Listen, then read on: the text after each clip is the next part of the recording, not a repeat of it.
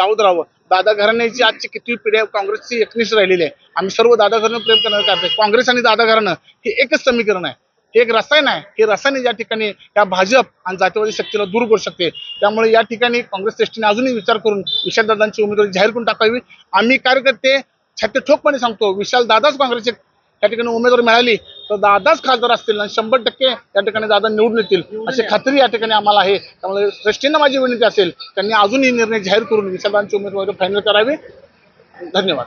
विशालदादांच्या विनंतीला काँग्रेस कार्यकर्ते मानायला तयार नाहीत। ते म्हणतात की पक्षश्रेष्ठींनी त्यांना विशालदादांना उमेदवारी द्यावं अशी काँग्रेस कार्यकर्त्याची भावना आहे।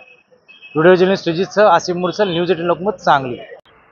काल काँग्रेस कार्यकर्त्यांनी काँग्रेस कमिटीच्या बोर्डासमोरील काँग्रेस हा शब्द पुसून टाकला होता, परंतु आज स्वतः विशाल पाटील यांनी काँग्रेस कार्यकर्त्यांना काँग्रेस पक्षावर तुम्ही नाराज होऊ नका, माझ्यावर नाराज व्हा असं सांगितलं। त्यानंतर काँग्रेस कमिटीसमोर पुन्हा एकदा बोर्ड लावण्यात आलाय। आपल्यासोबत काही कार्यकर्ते आहेत, त्यांच्याकडनं जाणून घ्या त्यांची नाराजी अजून सुद्धा आहे का विशाल पाटील यांच्या विनंतीला ते मान देत आहेत। तुम्ही काय सांगाल, अजून सुद्धा तुम्ही काँग्रेस पक्षावर नाराज आहे का विशालदादा नाराज आहे? आज आदरणीय आमचे नेते विशालदादा पाटील साहेबांनी सांगितले की आपली नाराजी असणं स्वाभाविक आहे। आपली नाराजी उमेदवारीबाबत आहे, काँग्रेसवर नाही आहे।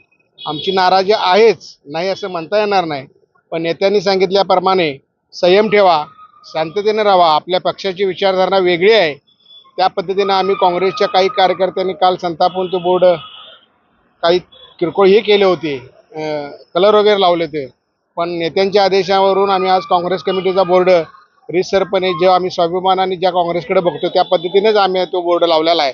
नाराजी वगैरे आमची काही दूर झालेली नाही। जोपतूर आमच्या भावना काँग्रेस पक्षाच्या आहेत, आजही कुठलेही काँग्रेसकडे आमची आशा आहे की त्यांनी अजूनही आमच्या सांगली काँग्रेसचा, सांगलीच्या जिल्ह्यातल्या सर्व लोकांचा मनाचा विचार करून एक चांगला निर्णय 19 तारखेपर्यंत आम्हाला विशालदादाच्या रूपात उमेदवारी द्यावी, हीच आजही आमची काँग्रेस कार्यकर्ता व काँग्रेसच्या जिल्ह्याच्या वतीनं ही माझी व आमच्या सर्वांची विनंती आहे। मी काय सांगाल, विशालदादांनी सांगितलं की तुम्ही माझ्यावर नाराज व्हा, पक्षावर नाराज व्हा, तुमची नाराजी दूर झाली? नक्की नाराजी दूर झालेली नाही। कार्यकर्ता म्हणून, काँग्रेसचा एक कार्यकर्ता म्हणून काल झालेला जो प्रकार आहे तो काँग्रेसला किंवा सांगलीला शोभणारा नाही, पण विशालदादांनी सांगितल्याप्रमाणे परत काँग्रेस कमिटीचा बोर्ड आज आपल्या सांगली काँग्रेस कमिटीवर दिसतोय। पण याची सुद्धा कुठेतरी विचार पक्षश्रेष्ठींनी वरती करावा। आम्हाला विशालदादांच्या बाबतीत, लोकसभेच्या बाबतीत तुम्ही जो नाराजीचा आमच्यात जो माहोल तयार झालाय तो दूर करण्याचं एकच पर्याय आहे की तुम्ही परत आम्हाला उमेदवारी द्यावी आणि जाहीर करावी। होत असेल तर काँग्रेसची उमेदवारी द्यायलाच पाहिजे, कारण की दुसरा तुल्यबल उमेदवार या सांगलीत आता नाहीच आहे, तसं वातावरणच आहे। तुम्ही काय सांगाल, काँग्रेस कार्यकर्त्यांची नाराजी कशी थोडक्यात? नाराजी संपत नाही, लक्षात ठेवा। कारण काँग्रेस पक्षाचा बालेकिल्ला म्हणून वसंतदादापासून आज तक जे योगदान दिले आहेत ते सगळ्या पक्षाच्या प्रतिनिधींनी, या स्थानिक स्वराज संस्था असतील कुठे असतील, काँग्रेसचा लढा देऊन आमच्या सगळ्या प्रतिनिधी आहे, ज्यांचा एकही प्रतिनिधी नाही। आजही सांगतो, ग्रामपंचायत ज्यांची नाही, पंचायत समिती नाही, जिल्हा परिषद नाही, आमदार नाही, खासदार नाही, ज्यांचा ह्या जिल्ह्यामध्ये मोकळे आहेत ती, आणि त्या लोकांना ही उमेदवारी द्यायची। आणि ज्यांच्याकडे सगळी सेना आहे, लढण्याचं युद्धाची सगळी तयारी आम्ही केली आहे, आणि ती सगळी तयारी आमच्या असताना आता समोर दोन धाडकन आपला वार झाला की लगेच मरून पडणार आहे समोरचा लढणारा माणूस, आणि सैन्य ज्याच्याकडे आहे, ज्याची ताकद आहे, शक्ती आहे, त्याच्या कार्यकर्त्यांना आणि त्या उमेदवारी मिळत नसेल तर ती फौजमध्ये राहणारे जे सैन्य आहे हे नाराज होते।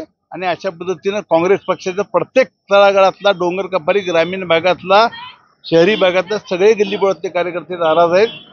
आज कुठेही जावा, तुमच्या या न्यूज माध्यमाचे जेवढे कॅमेरामॅन असतील त्यांनी प्रत्येक गल्लीबोळात आणि ग्रामीण भागाच्या डोंगर कपारी जावं आणि विचारावं।